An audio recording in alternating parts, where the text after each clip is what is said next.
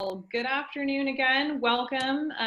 It's great to see so many of you and more coming in. Wow, like rapidly rising numbers of attendees. The seats are filling up, Maureen. It is phenomenal to have all of you join us for our August Lunch and Learn or Latte and Learn MCURC webinar, for really depending on your time zone. We typically focus each webinar on a single menus of change principle. We are going to get to some of that through the phenomenal inspiration portfolios that the Education Working Group has put together that use each principle as a theme. But we're going to actually pull the lens out more broadly and look at the power of food as an educator, really as a tool for education. And I think, our speaker today, Maureen Timmons, Dr. Maureen Timmons, will be talking about this as a hidden superpower of food. My guess is that this bunch in particular probably sees that as less hidden, only because we already have so many of you committed to this work. But Maureen is in a really unique position to provide this message for a number of reasons. One is that she actually recently gave a TEDx talk at Northeastern about this topic, so she's essentially going to give you the live version of that. And also because she is one of those rare unicorns who straddles both academia and dining services. We know we have a handful in the collaborative. We look to them with great awe, and Nana Meyer and Peggy Policastro and so forth. But Maureen Timmons is the Director of Dining Services at Northeastern. For those of you who don't know her, she is no stranger to most, but just give a brief intro. She actually oversees all 31 dining locations on campus, so that's about 20,000 people a day, and that includes retail and residential dining, catering, and concessions. She holds a degree from the CIA and another school that I can't talk about, and then she also has a doctorate in education, in higher education, from Northeastern. So if you're interested, I'm sure we'll share afterward, if we can, her dissertation, which is titled Cultivating a Taste for Curricular Innovation at One University. And it really studies the power of food to connect the general education curriculum in college campuses, and actually highlights a handful of MCURC institutions as real standout examples of this. So I think it's pretty phenomenal that she's managed to distill her dissertation down to 10 minutes or less, and we're really quite fortunate to have her sharing it with all of us. So we're going to follow our usual format, where we have about 30 minutes of presentation time, roughly 30 minutes at the end for Q&A, and we have a phenomenal lineup of additional MCURC members who will be sharing their take and some examples from their world of this same theme. So without further ado, pleased to turn it over to Dr. Timmons. Take it away. Thank you, Sophie. All right, I'm going to just share my screen so we can get the slides up here, and thank you in advance for listening.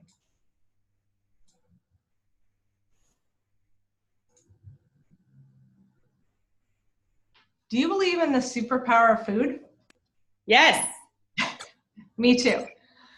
Food has always been a powerful force in my life. And my grandparents are my food superheroes. We grew up in a small town in upstate New York along the Canadian border with their 5 kids and 20 grandchildren. We cooked and ate together often. Their home was one of my favorite places to be. They had a backyard garden. They made everything from scratch and had a tremendous respect for ingredients. Also, a cellar full of pickles and jams. You could taste the love, generosity, kindness, and deep care in every bite of their food. They created so many food memories, including weekly deliveries of homemade bread and apple pie. According to my grandparents, no matter what the question, food was always the answer, and I completely agree. As you can imagine, they profoundly impacted my passion for food and career choices. And because of this, because of the many food lessons my grandparents modeled, I've always understood that food is the common thread that weaves our lives together. It has the power to connect us, heal us, nourish us, create memories, and transform experiences. But food's hidden superpower is as an educator. Food is the secret ingredient that enhances learning by adding context, depth, and connection. And yet, food is so common that we often take it for granted, and it regularly hides in plain sight, especially in education. I've observed this many times throughout my career that intersects at the nexus of food and education. For over 2 decades, I've had the honor to be the Director of Dining Services here at Northeastern. And most days, it feels like I'm the person in the red space. As the conductor of our large talented food orchestra, together we feed over 20,000 guests a day at our 31 dining locations with a team of over 500 people. And in dining, we're always thinking about how we can contribute to our students' overall educational experience through dining, in the classroom and beyond. Maureen? Yes? You don't see your slides. Oh, you can't? No, share your screen. Ah, are you kidding me? It's okay.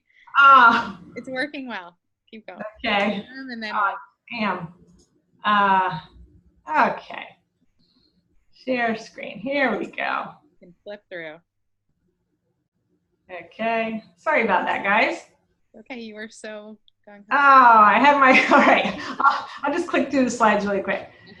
First slide. Oh, sorry. Okay, here we go. First slide. The grandparents.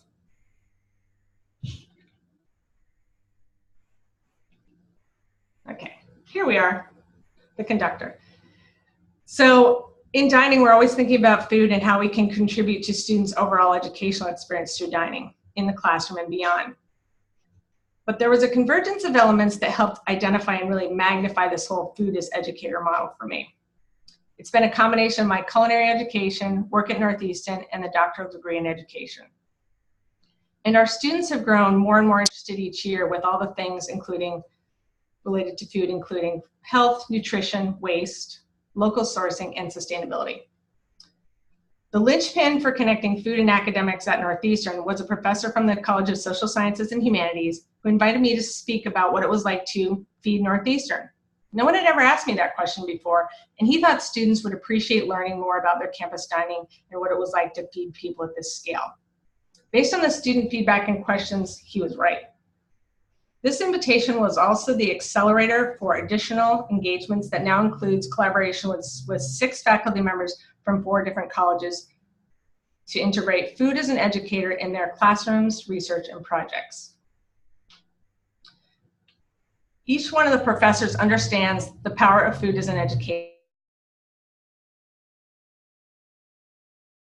despite the existence of food across the curriculum. More often, learning can be siloed by disciplines and departments, and this can make it challenging for learners to experience a holistic and connected education. Our world is not siloed, and innovation and problem solving can benefit from connections between the disciplines.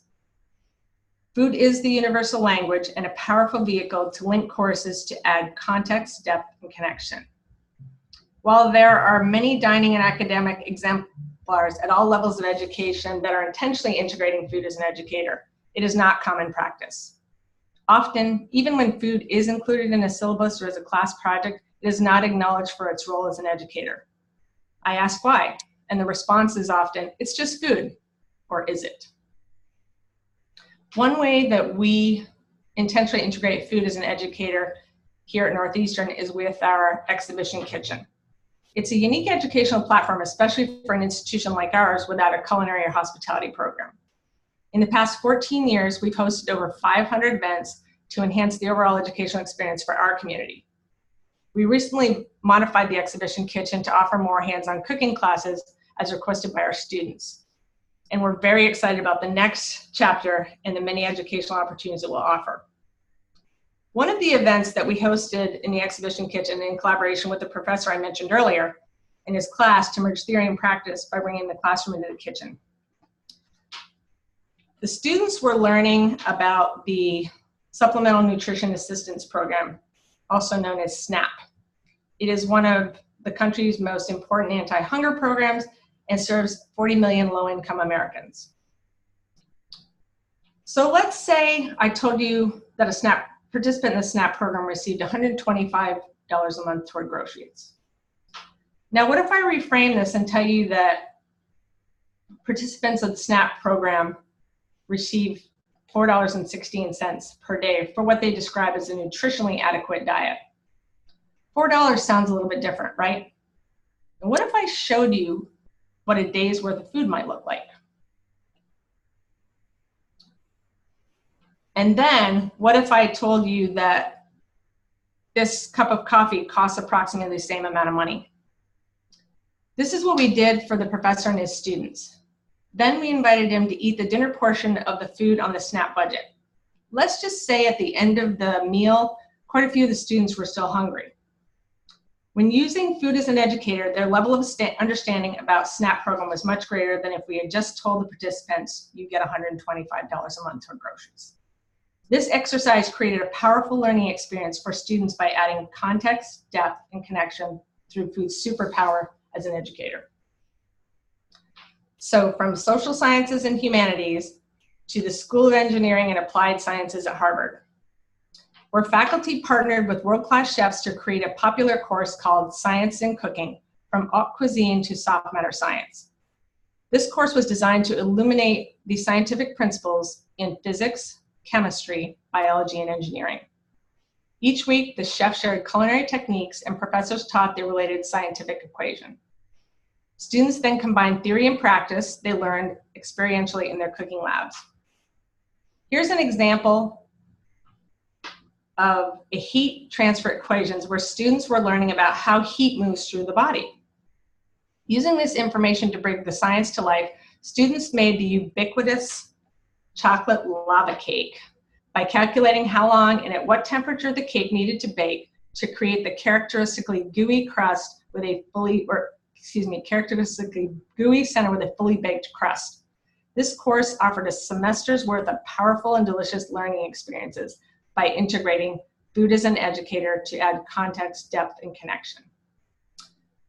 So now that you've seen a couple of examples of food's superpower in action, let's pause for a moment and visualize what an educational ecosystem of the future might look like, where we rethink food's role as an educator, where food is really at the center as the universal connector at all levels of education, pre-K, K through 12, higher ed, and lifelong learning. Where food is integrated into the classroom, education is infused into the kitchens, and community connects it all. Where this emerging food model could be a co-creator to add context, depth, and connection across the curriculum. And a profound side effect of this emerging model would be that it creates a more food literate society that better understands food from many different perspectives and its impact on our lives and our world. This would further amplify food's superpower as an educator. So now that food's superpower has been revealed, we've learned that food is the universal language. It is both common and powerful. It often hides in plain sight, especially in education. This is important because learning is often siloed by discipline and department. So tonight at dinner, I invite you, try using food as an educator to talk about culture, health, local sourcing, waste, or traditions. And remember, if you're hungry to learn, food is the secret ingredient that creates context, depth, and connection in education. Thank you.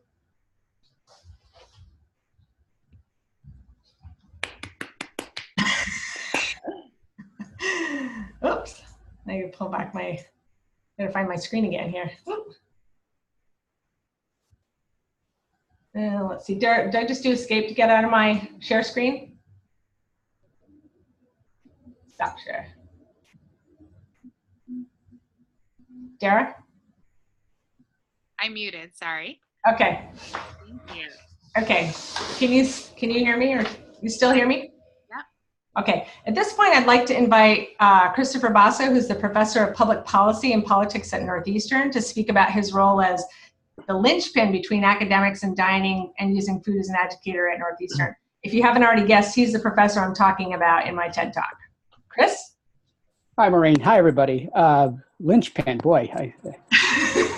Great. Actually, it was, in some respects, a happy accident. I mean, it was one of those situations where I was teaching actually a public forum attached to a class about 2012, that we have a regular public forum as part of the School of Public Policy, Urban Affairs, in which I am a faculty member.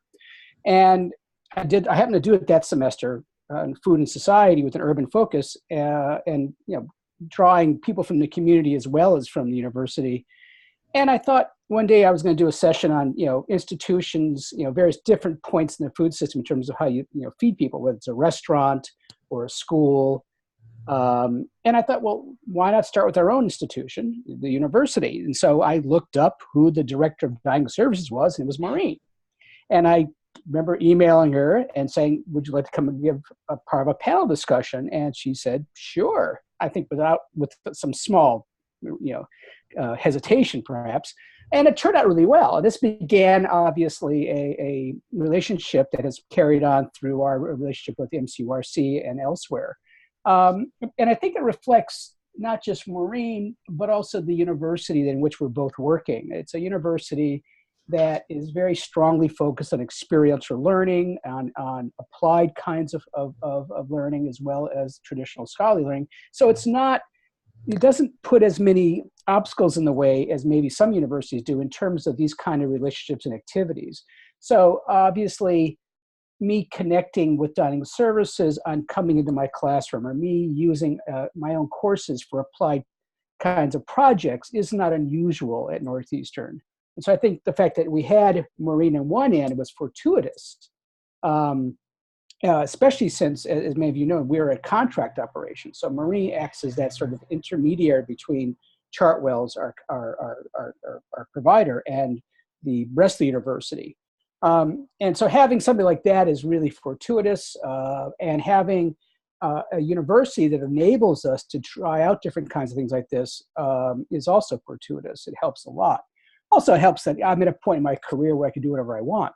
So it enabled us. It enables us to do things that without as much concern, frankly, about whether it's publishable or not, or whether it affects my merit raise.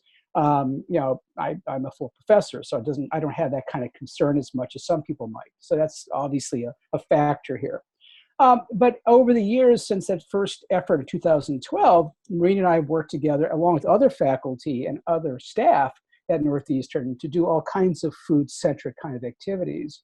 I teach a course every year on food systems and public policy. We have a minor in food systems now. We have a number of courses around the university that feed into the minor. We have a number of faculty doing this kind of work. Again, as Maureen points out, we don't have a hospitality program or culinary program. We don't have an ag program. So as an urban university, this is actually, I think, sort of telling about where we are in the food space. There's so much interest now in food through different kinds of courses.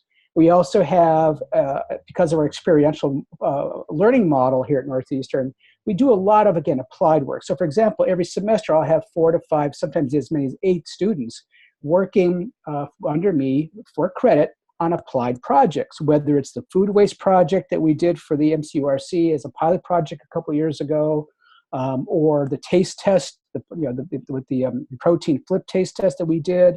Or more recently, I had a group of students exploring the viability of a campus-based garden. So these kind of applied projects, that's where the deliverables are for clients, really it fits within our model.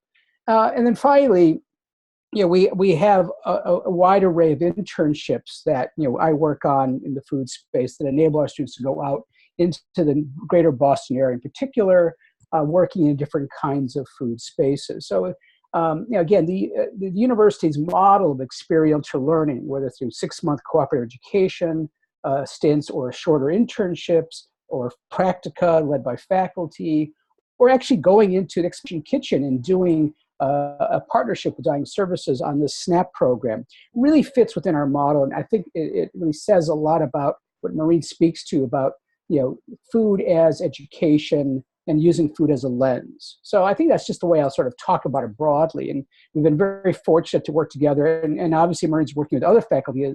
As the word has spread, there's a number of faculty with whom she's working on different kinds of projects. So I might have stirred the pot a little bit, but things have taken off since then. So I'll leave it at that. Great. Thank you, Chris. Next up, I'd like to introduce Krista Martin, who's the Director of Strategic Initiatives and Communication for Harvard Dining.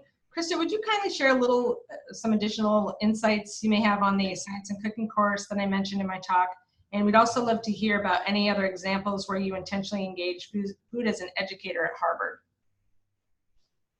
Sure, I'm happy to do that if I can figure out how to share my screen. I may not be the best person to ask.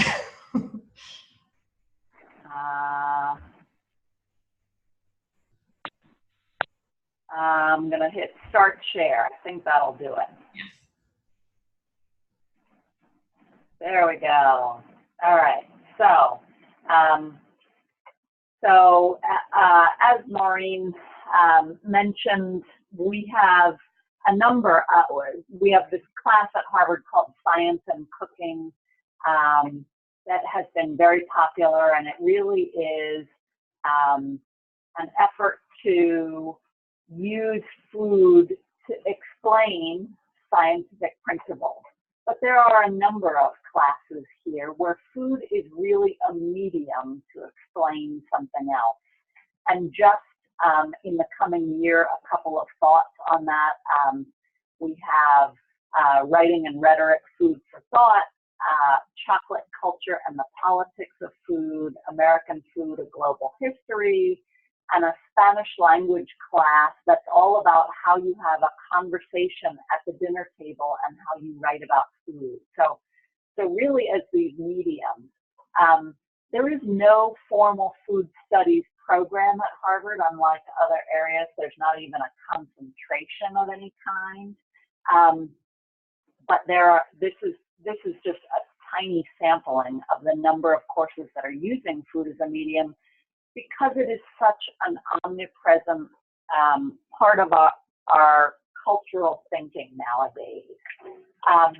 And so what's really lovely here at Harvard is that we are often invited to participate as subject matter experts, whether it's our chefs or our managers or our facilities person, to sort of explain how that operates in the real world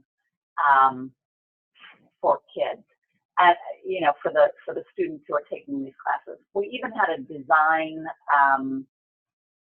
curriculum that was all about understanding the principles of good design, but they used food as the theme for everything that they did, just so that they could get really embedded in a subject. And to me, that raises sort of an awareness among our students that food is a valuable area of work and study. So, but not all of it happens in the classroom. And the Harvard University Dining Services has something called the Food Literacy Project, in which we employ about 20 undergraduates.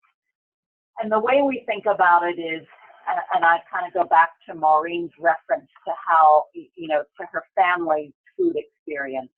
The way that we think about it is to invite students to come into food from whatever their individual, unique, single point of entry is. So I grew up on a family farm. I will always enter the topic of food first through that childhood experience of being a farmer's daughter. But my curiosity about it grew out from there. And really what the Food Literacy Project wants to do is exploit that first entry point or curiosity, and then invite students to really begin to explore. And we do that through a number of means. We have, so these 20 students meet weekly. They do projects within their houses and with their peers. They raise topics that they're interested in, so that the sort of dialogue is constantly changing. And then we build programming around that. So among the programming is guest lectures, for example, or cooking classes, or tours and field trips. So, for example, the photo you see there is actually a visit to a family goat farm where they learned how to milk goats and make cheese from the milk. And really just saw what it meant to live on a farm and do that work. It's about getting hands-on, and it's about just you know, giving the students a chance to explore from our perspective. And then we do sort of bigger community-wide events. Again, take advantage of people's interests. So for the last couple of years, we've done something called Food Better, and it was really kind of an opportunity to dialogue about how to improve the food system. This fall, we'll do, there's a festival in Boston called Let's Talk About Food. It's, in the past, it's happened in downtown Boston, but this year they're moving it to Harvard's campus. And one of our real goals with it is to make conversations around food fun. And all the conversations that happen at that event will give people a chance to touch and taste and explore and just dig in and have fun with it. There is a food waste summit that happens annually, and it's led by our law school, and it really brings practitioners together with academics to develop real world solutions. And then last but not least, we have a food donation program here that is, one piece of it is done entirely by student volunteers, and it gives them a chance to get into the kitchen, to see how the kitchen works, and then to get their hands literally on the food that is getting plated and made into individual meals for people in our community who are food insecure. And we have a conversation every time we do a plate up about who we're making that food for. And again, it's just that opportunity to engage. So I'll stop there. Thank you, Krista. Okay, so next we're going to have Sam LeBeau. She is the Environmental Initiatives Coordinator for Cal Dining at UC Berkeley. She specializes in food sourcing and waste management, and she is the co-chair of MCURC's Nutrition and Sustainability Managers Group.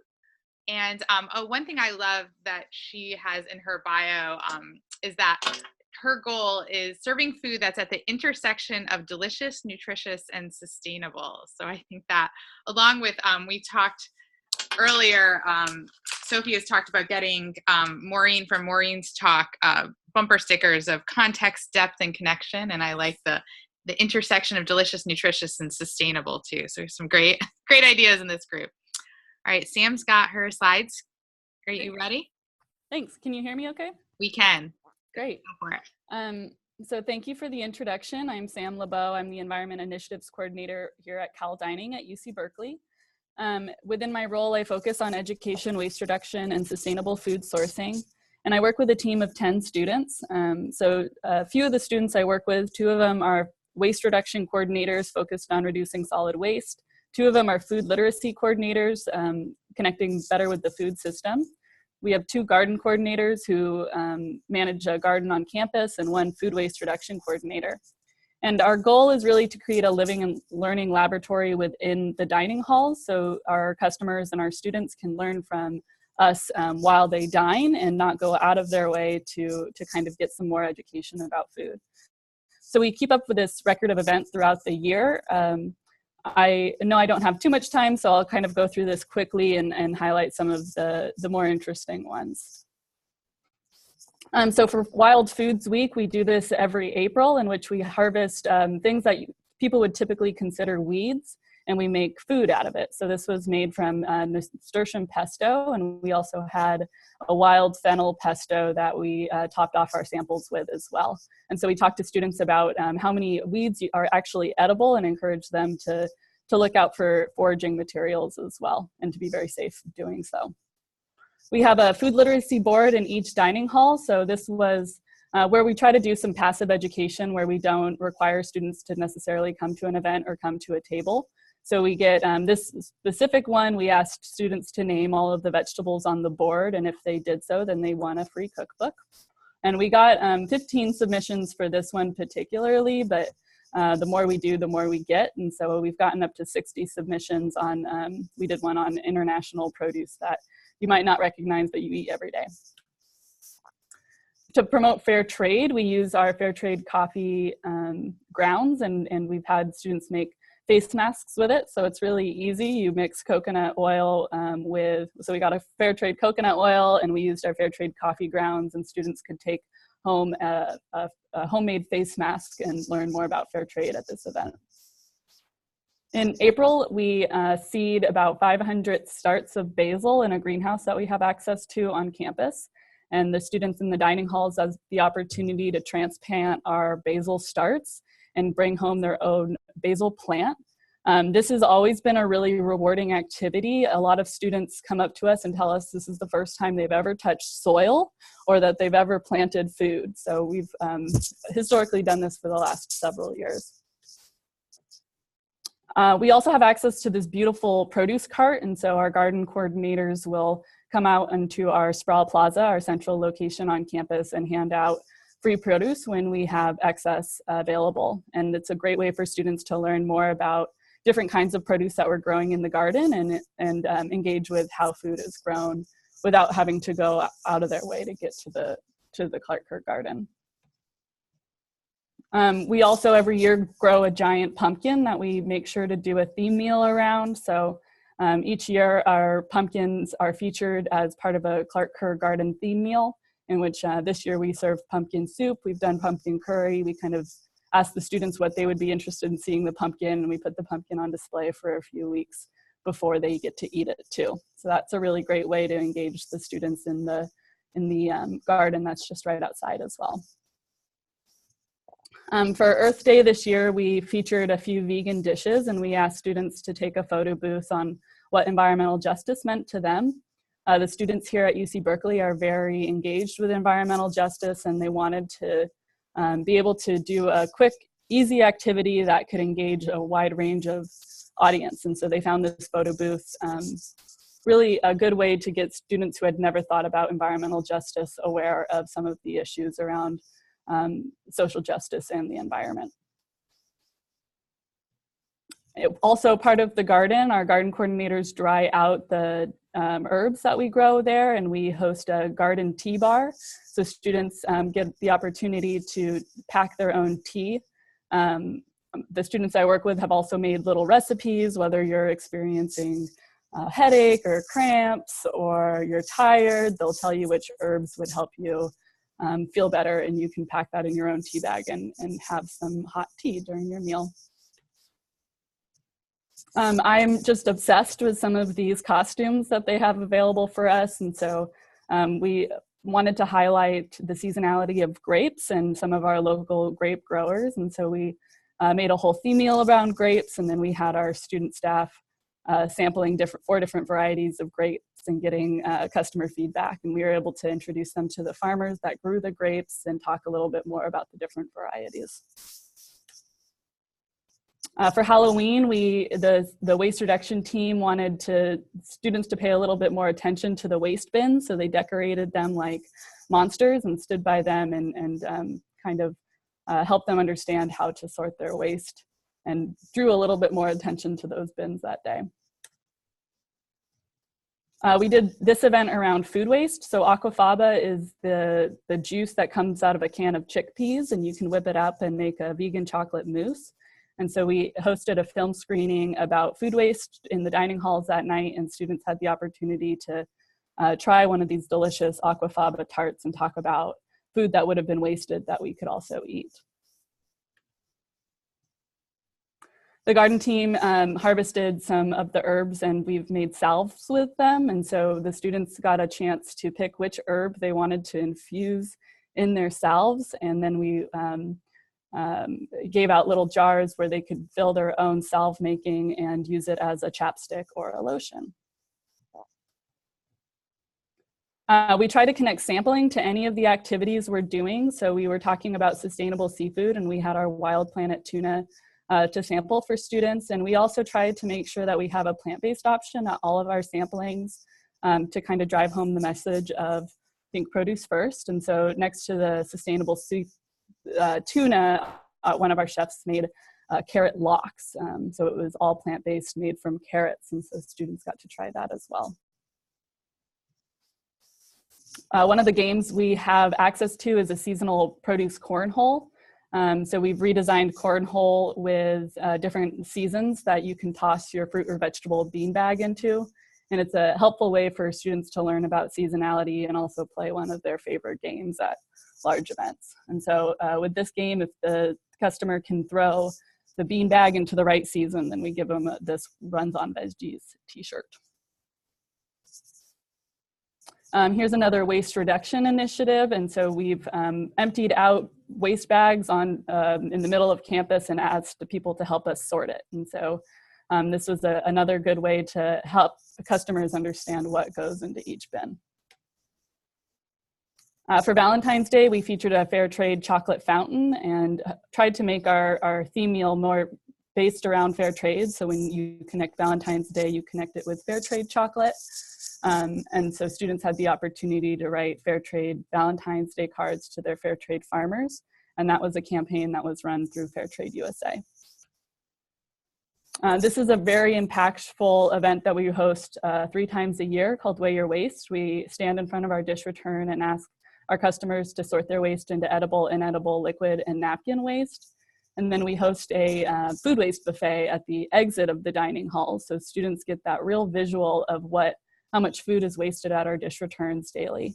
And then we look at this waste buffet and we go back to our chefs and we start asking what we can do to improve or to reduce food waste. And so in this particular picture, we looked at the noodles and I wanted to make sure we had the appropriate noodle for our chow mein. And now we've started to plate hamburgers in half because we've seen so much waste of hamburgers. The students on my team have also been really focused on giving more credit to the employees of the dining halls. And so they hosted this Women in the Food System event in which they interviewed the women in our kitchens and profiled them about why pretty much food is an educational device for our employees as well. And then our last one I wanted to highlight was Black History Month with Bryant Terry. And so we try to bring a celebrity chef or somebody we can find in the Bay Area for special cultural events. And so we were able to connect with Bryant Terry, who's a well-known vegan chef in the area, and he was able to come up with a vegan meal that he felt like highlighted Black History Month. And that was also very successful.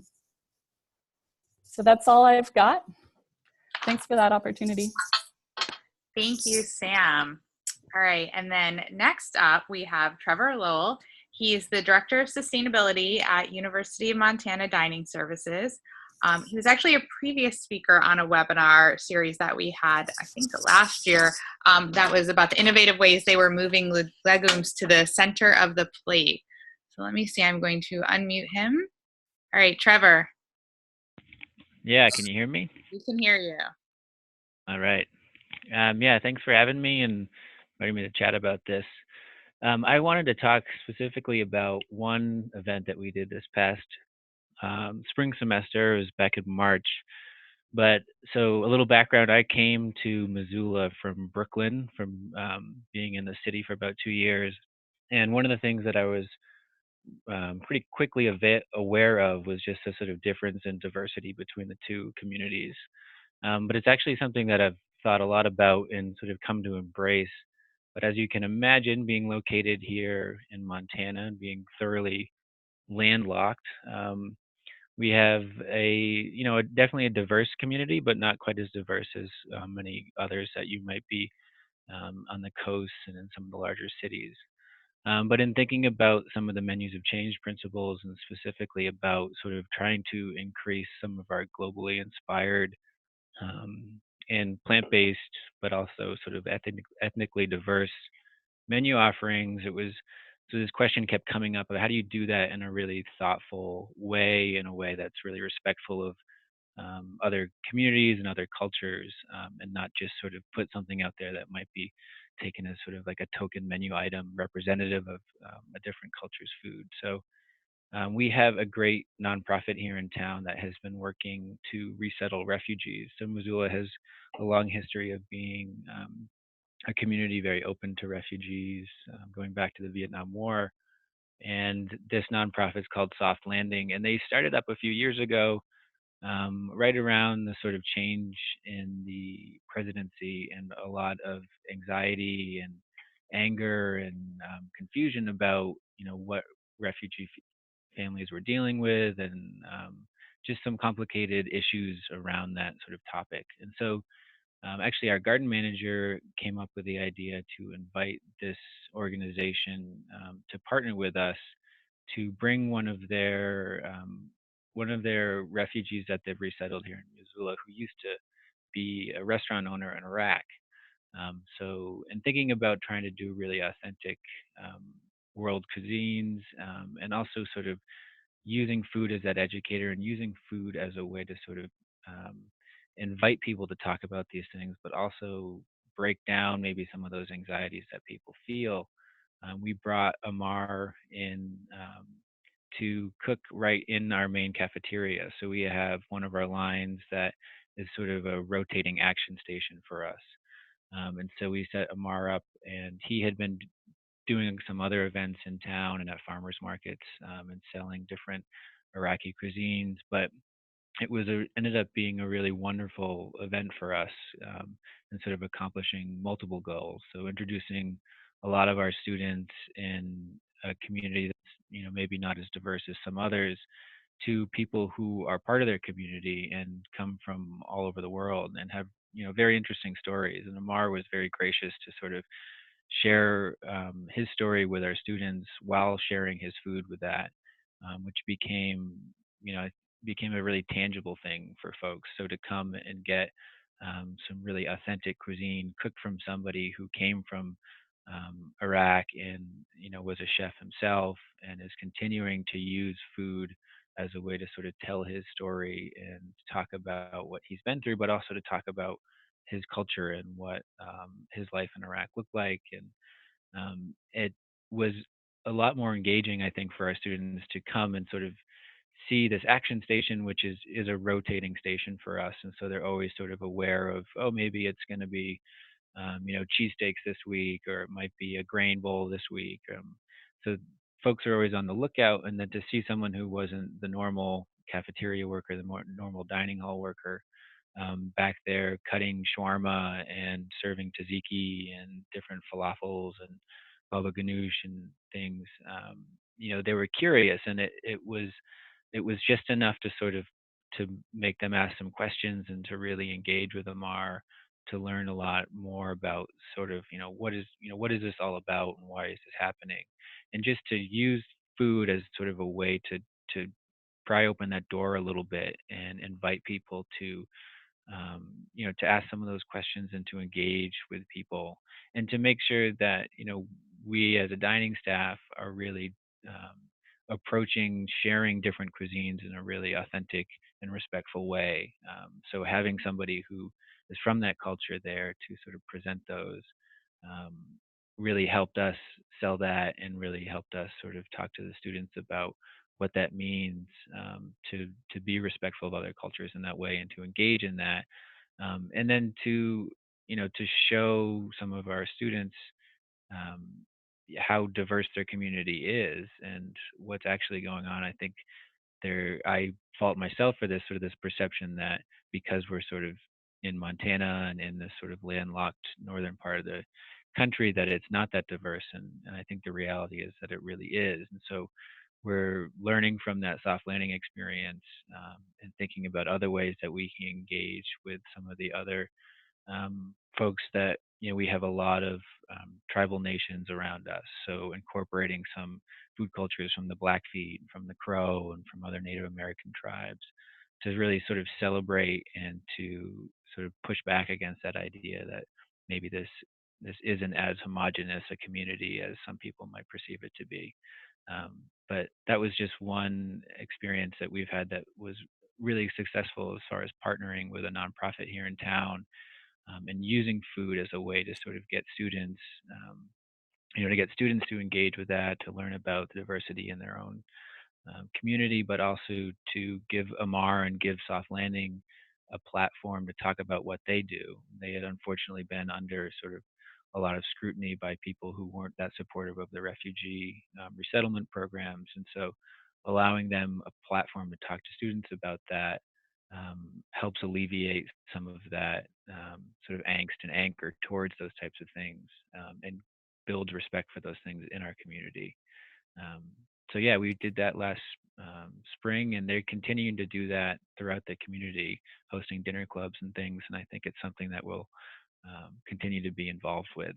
So I'll leave it at that. Thank you, Trevor. That's great. Just a totally different experience. This is Dara. I'm going to, sorry, it's not showing. I was going to share some slides, but they are not. Let's see, I'll just share my desktop and let's see if that works. Can you see? Yes, we can. Okay, let me just find it's smaller, so a slideshow. There we go. So we're running out of time. So I have 2 slideshows quickly, but I'll just show a little bit at Stanford because, well, we picked this topic because education and food is one of my favorite topics. So this is very brief. I cribbed it from another presentation I gave, but I mean, similar to everyone, I think, we go from teaching that hands-on experience in our gardens into the teaching kitchen, bringing farmers, so that's Jared, who had supplied for many years all of our organic kale, to bringing our fishermen in. And we also, sometimes remember with education, it's not just our students, it's our staff. So when Kirk, our fisherman who we buy our salmon in Alaska, comes down, I bring him into all the dining halls to meet the staff, like, this is the man who caught your salmon. But then one of the coolest things I've done in the past 2 years is start teaching an academic class. So I have other slides on it, but Kirk was one of our speakers, so it was called Grow It, Cook It, Eat It, and it's in the School of Earth Systems and the Design School, which is called the D School here. Kirk is, we actually reformatted the class because if he's down from Alaska, let's bring him in. We've had students work on capstone projects with him. We've had students go up to Alaska. One did her Earth Systems capstone and made a podcast about it. Actually, I will say one of our top rated speakers, who actually the first year of the class we brought in twice, was Miss Sophie Egan. Did such an amazing job. She's actually now a co-teacher of the class, which I'll talk about in a second. Similar to what Krista talked about, I don't know if many know, but I did work with Krista at the Food Literacy Project for about 1.5 years. So completely inspired by them.